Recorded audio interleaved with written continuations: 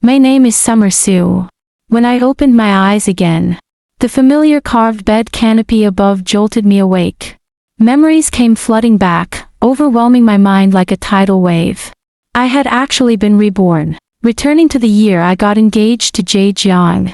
In my past life, Jae died in battle just a few months later, leaving me to spend the rest of my life in endless sorrow. This time, I vowed to save him no matter what and change our fate. In the main hall, I wore an elegant, simple dress. My snow-white skin and almond-shaped eyes, filled with worry and nervousness, were mistaken by others for shyness and timidity. The entire Jeong family stared at me, their scrutinizing eyes and hushed whispers making me feel like pins and needles were pricking my back. I lowered my head slightly, too afraid to meet their gazes. Then, Jae appeared. He was dressed in a crisp military uniform, standing as tall and straight as a pine tree. He had an aura of sternness about him. His eyes were cold and detached, sweeping over me without a hint of emotion. The moment I saw him, my heart raced. I didn't know whether it was from nervousness, fear, or a faint, inexplicable sense of hope. Because Jae's parents had once saved my parents' lives, and because Jae was soon going to war with an uncertain fate, both families urged us to get engaged and married quickly. I bit my lip and nodded in agreement. Such a simple action seemed to take all my strength. On the night of our engagement, the dim lamplight flickered in the room. I wore a light pink nightgown and sat quietly on the edge of the bed, waiting for Jae. The candle flame on the table danced restlessly, mirroring my unsettled heart. Time slipped away quietly, and the chirping of insects outside the window gradually faded, but Jae still hadn't returned. I don't know how much time passed, but sleepiness washed over me like a tide. Unable to stay awake any longer, I lay down in my clothes. Half asleep, I heard the door open softly. A cold breeze rushed in, making me shiver. I opened my eyes slightly and saw Jae's tall figure enter the room. He carried the chill from outside, and I instinctively curled deeper under the covers. He lay down beside me, the bed dipping slightly under his weight. In the darkness, his voice was low and cold. "What's going on between you and Jae Jeong?" I was stunned, my sleep-addled mind struggling to process his words. Jake was Jae's cousin. In my past life, we had only exchanged nods a few times and never had much interaction. I quickly explained, "There's nothing between Jake and me. We've only met by chance a few times and exchanged a few words." Jae fell silent. Though I couldn't see his expression, I could feel the atmosphere around him grow heavier. After a long pause, he spoke slowly, "It better be." With that, he turned away and said nothing more. I looked at his back, my heart filled with hurt, but I didn't dare say another word. That night, I drifted into a fitful sleep, troubled by worry and sadness. Days passed, and Jae spent less and less time at home. Whenever we met, he was always in a hurry. I knew the call of the battlefield was drawing near, and I had to find a way to save him as soon as possible. One afternoon, Jae was unusually home resting. Summoning my courage, I walked up to him, bit my lip, and said softly, "I want to follow you to the military base on the island and stay at the family quarters." Jae had been reading some documents. He looked up at me, surprise evident in his eyes. "Do you know what that means? The conditions there are tough, and there could be danger at any time." I nodded firmly. "I know, but I don't want to be apart from you. Besides, I can take care of you." Jae frowned, looking me up and down as if weighing my resolve. After a long moment, he sighed. "Fine. Since you insist, you can come." Overjoyed, I immediately started packing. A few days later, we set off for the military family quarters on the island. Throughout the journey, Jae was quiet, and I didn't dare speak much either. I simply gazed out the window at the scenery rushing past, feeling both nervous and excited. As long as I could be by Jae's side, I felt at ease. When we finally arrived at the island's military family quarters, the conditions were even harsher than I had imagined. Rows of simple, single-story houses stood surrounded by the endless sea. The wind howled, stinging our faces. Jae settled me in a small room. It was sparsely furnished with just a bed, a table, and a few chairs. Looking at it all, I felt no resentment. Instead, a strange sense of contentment washed over me. Every day, I woke up early to prepare meals for Jay.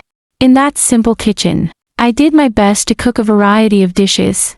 When Jay returned from training and saw the smoke rising from the chimney and smelled the food, his eyes seemed to soften a little. Once, he came back very late, and he was injured. My heart ached for him. I quickly pulled him over to sit down and tended to his wounds. Watching me bustle about, he said softly, "Summer, you've worked hard." I looked up at him, my eyes brimming with tears. "It's not hard. I just want you to be safe." In that moment, I saw a complex emotion flicker in his eyes, something like gratitude, or perhaps something more. Days slipped quietly by in simplicity, and the relationship between Jay and me slowly began to change. Every evening, we would take walks together along the beach.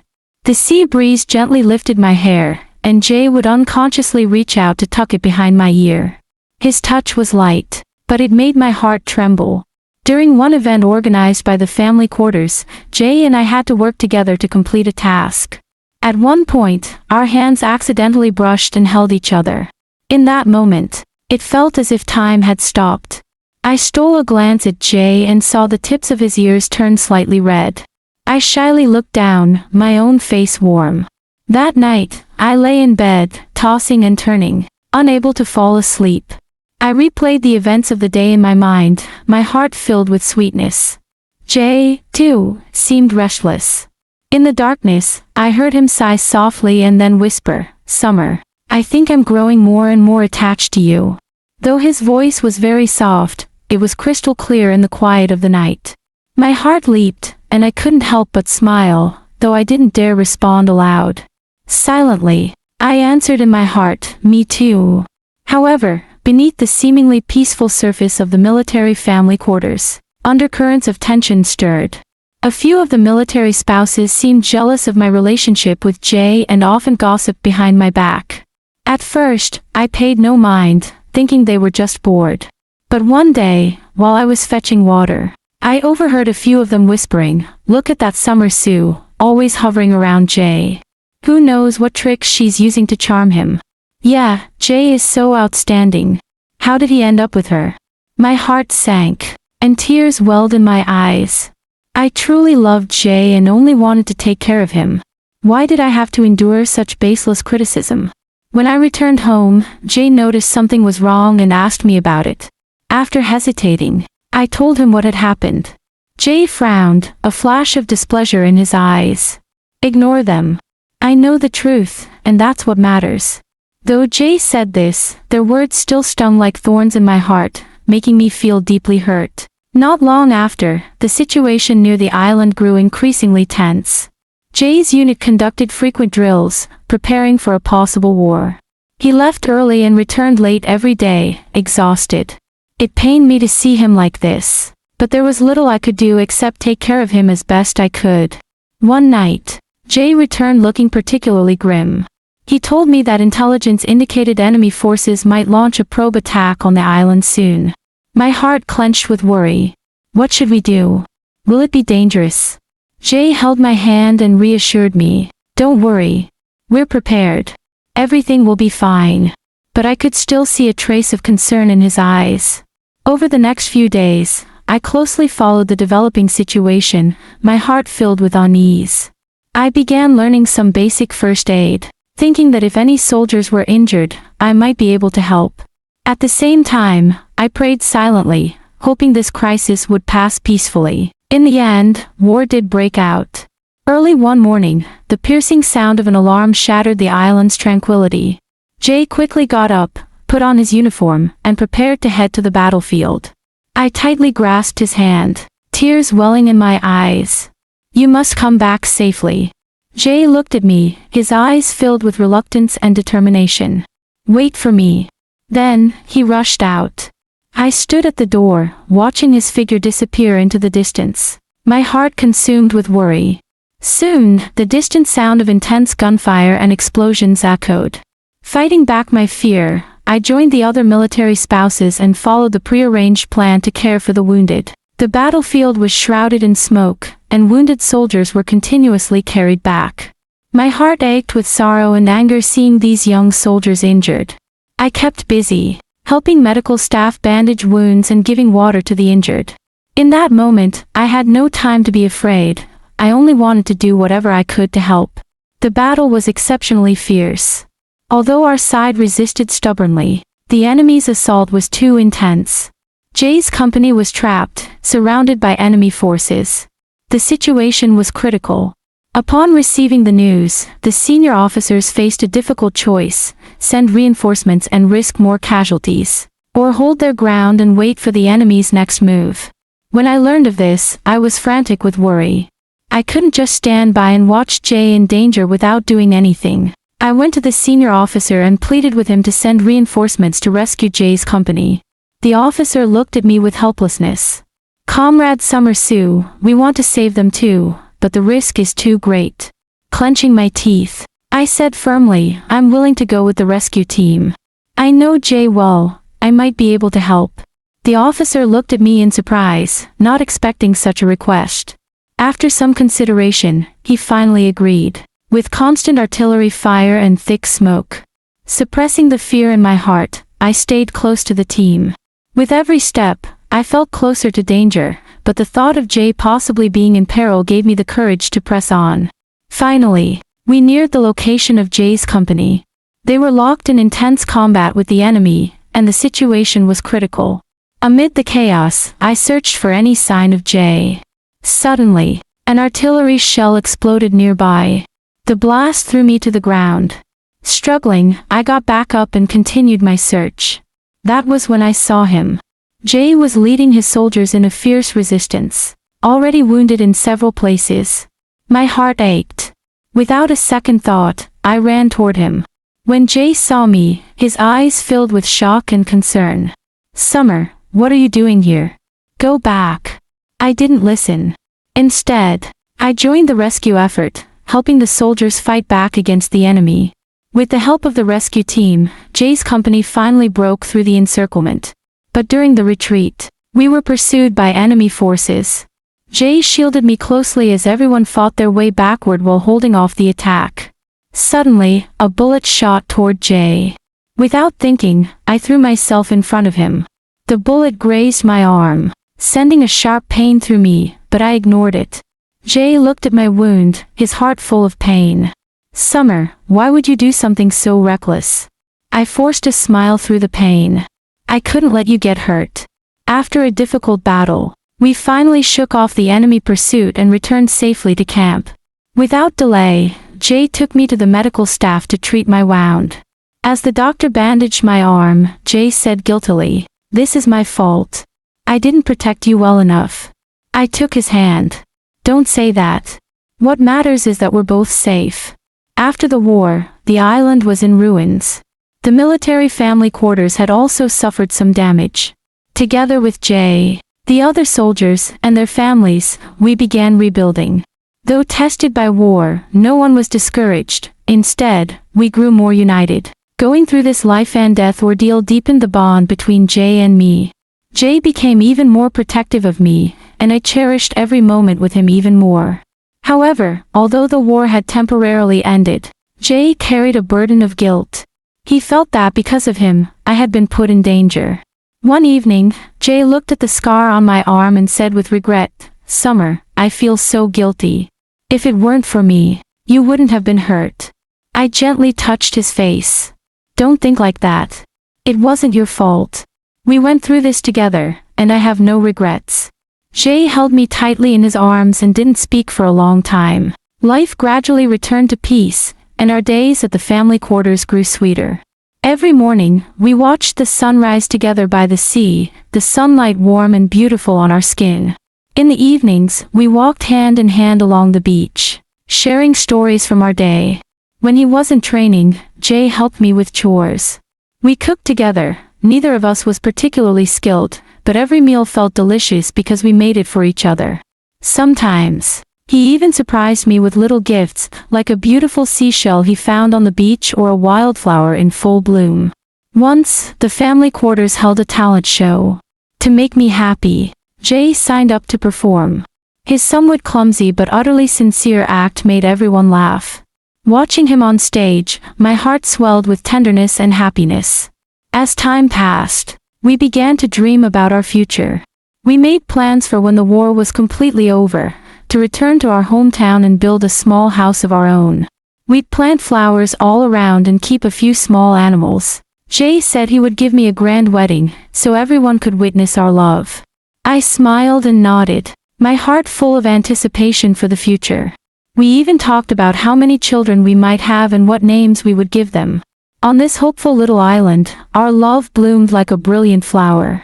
Though challenges might still lie ahead, we believed that as long as we faced them together, we could overcome anything. We looked forward to that day, to the happy life that awaited us. But our peaceful days did not last long. Suddenly, orders came from headquarters. Jay was being transferred to a more remote and unstable region. The news felt like a bolt from the blue, casting a shadow over the future we had only just begun to imagine. After receiving the orders, Jay looked grim. His eyes were full of worry and reluctance. "Summer, this mission is very dangerous. I'm really worried about you." Fighting back tears, I held his hand. "I'll take care of myself. You have to come back safely." Though I tried to appear strong, inside I was terrified. The day of his departure came quickly. I saw Jay off at the dock. As I watched his ship sail into the distance, I could no longer hold back my tears. Back at the family quarters, our once lively little room felt cold and empty. I began waiting eagerly for letters from Jay, but days turned into weeks with no word from him. The long wait felt endless.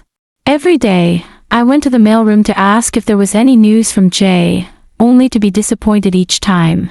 I started to fear that something had happened to him during his mission, and this worry grew like a sickness in my heart. To distract myself, I threw myself into work around the family quarters. I helped other families with their children, assisted the medical staff with supplies, and tried to keep busy. But every night, loneliness and anxiety washed over me like a tide. Once, while sorting through Jay's belongings, just some old things he'd left behind, I found a journal. Inside, he had recorded moments from our time together, from the day we met until now. Reading his words, I could almost see his warm smile and hear his gentle voice. In that moment, my resolve to wait for him grew even stronger. Just when I was nearly losing hope, I met an old soldier who had recently returned from the region where Jay was stationed. I immediately asked him if he had any news. The soldier thought for a long moment, then said that during a small skirmish, he had seen someone who looked like Jay get injured, though he didn't know any details. This news filled me with both hope and fear, hope because it was a clue, and fear because Jay might truly be hurt. I decided to go find him myself. I explained my plan to the family quarters leadership. Though concerned for my safety, they provided me with necessary help and letters of introduction after seeing my determination. I packed my bags and set off on a journey into the unknown. Along the way, my mind raced with possibilities, and my heart was uneasy. I didn't know what awaited me, but I knew I had to find Jay. When I arrived in that remote region, I realized the situation was even more complex than I had imagined. Though the fighting had ceased, traces of conflict remained. Destroyed villages and displaced people were everywhere. I showed Jay's photo to everyone I met, asking if they had seen him. I went from one small village to another, questioning anyone who might have information. Many people looked at me blankly, some were even suspicious. But I didn't give up.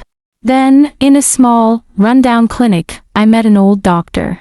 He looked at the photo, thought for a moment, and said he remembered treating a wounded soldier who matched Jay's description. The soldier had later been transferred to a temporary camp. Overjoyed, I hurried in the direction the doctor had indicated.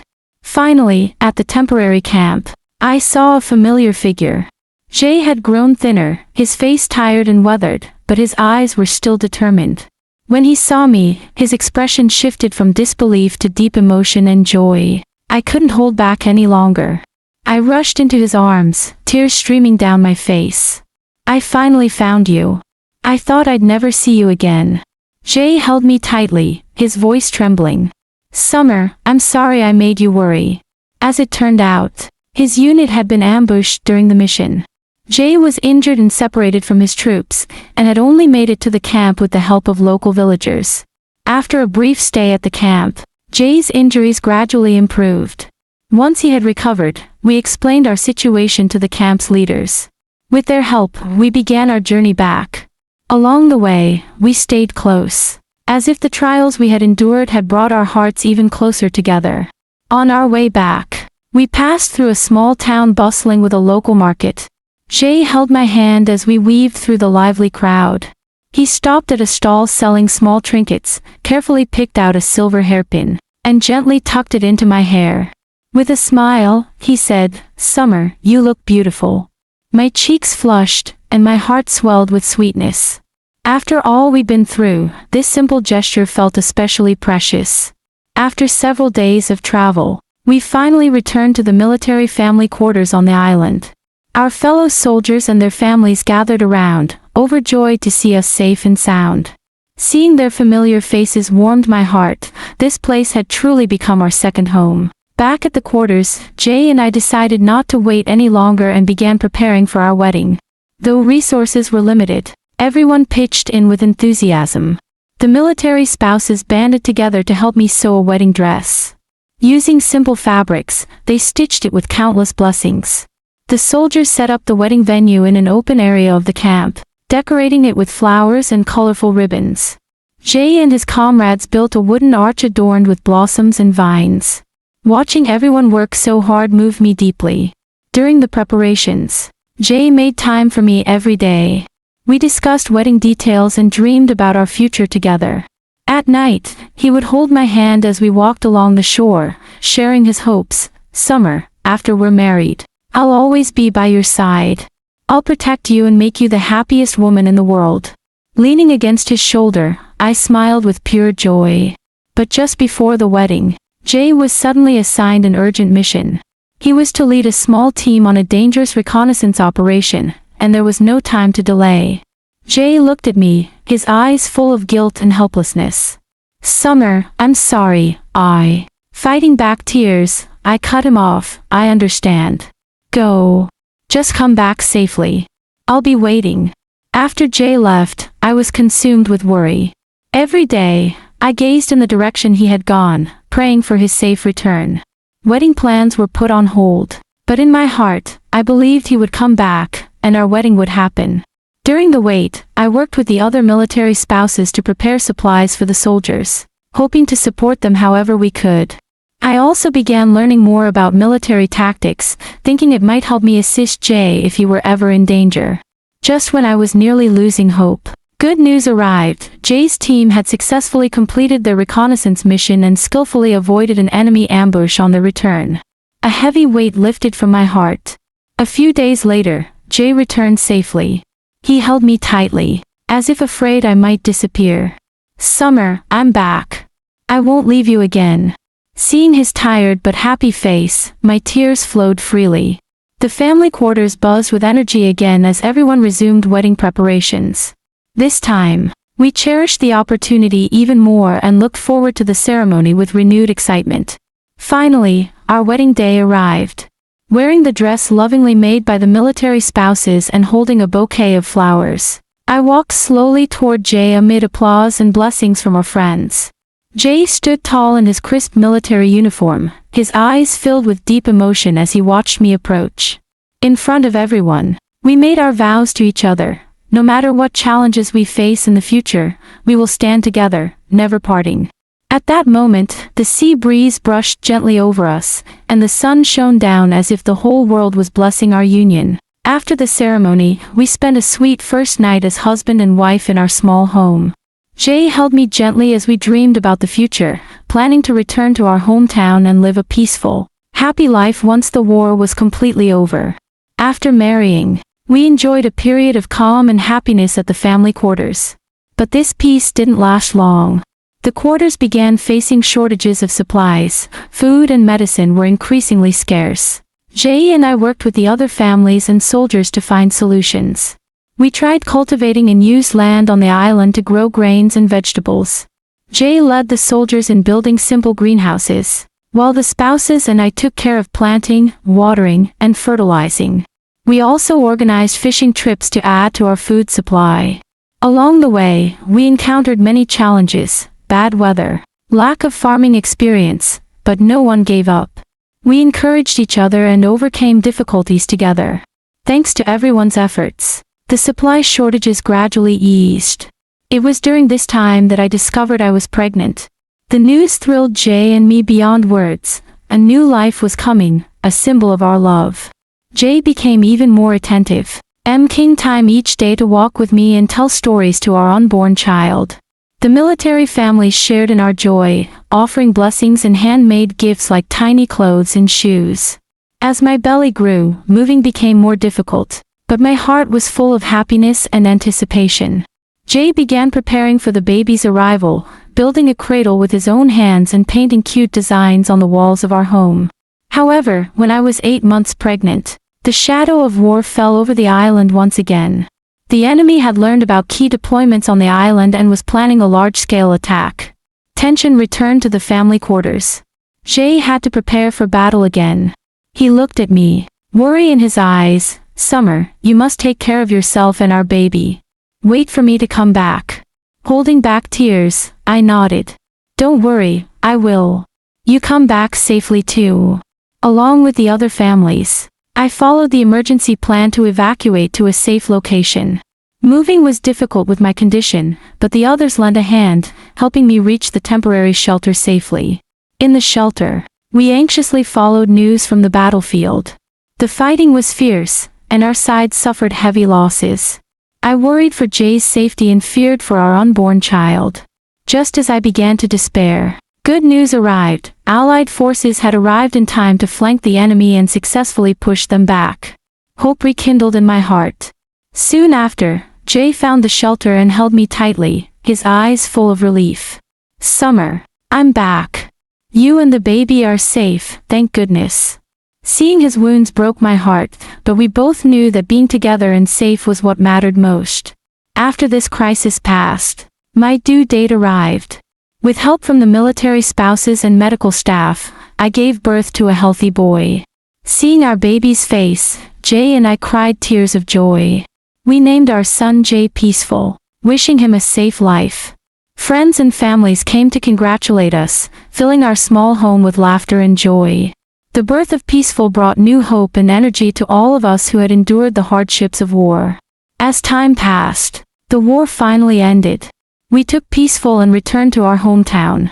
There, we built a small house surrounded by flowers. Jay found work nearby, and I stayed home to care for our child, occasionally helping with light farm chores. Every evening, our family took walks together in the yard, watching Peaceful play and laugh among the flowers. Jay would hold my hand and say, "Summer, after everything we've been through, we finally have a peaceful life." Leaning on his shoulder, I smiled. Yes, it wasn't easy. Let's cherish every moment. We knew challenges might still lie ahead, but as long as we were together, we could overcome anything. Filled with hope, we looked forward to Peaceful growing up strong and to our lives becoming even more beautiful.